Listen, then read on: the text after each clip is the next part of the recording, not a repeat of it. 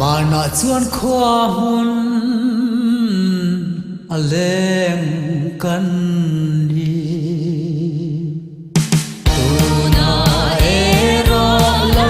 ngau nang nen kan ka ra che mua ri lim ta mi dang ta e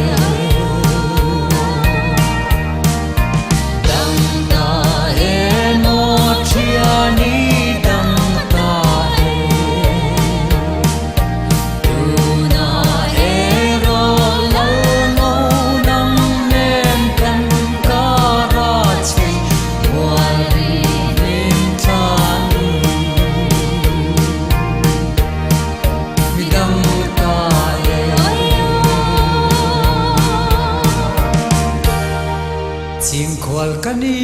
e kakal tang e in suat lang le in dai lung rona hian in che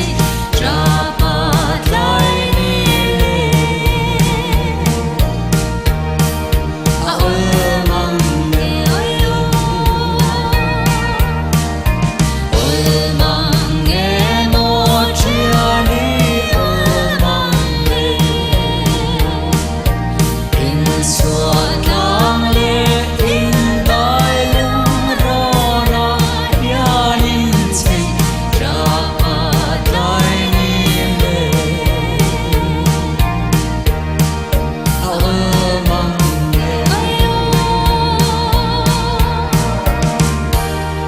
suat lang lam ko ya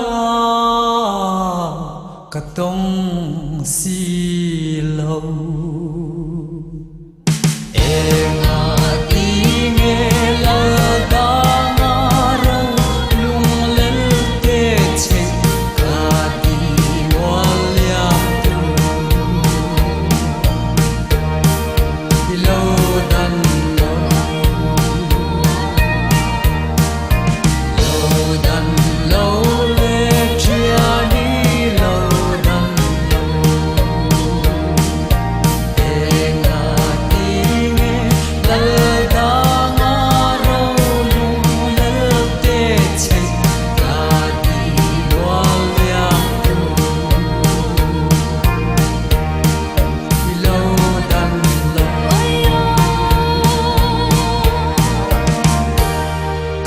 Zang ni reng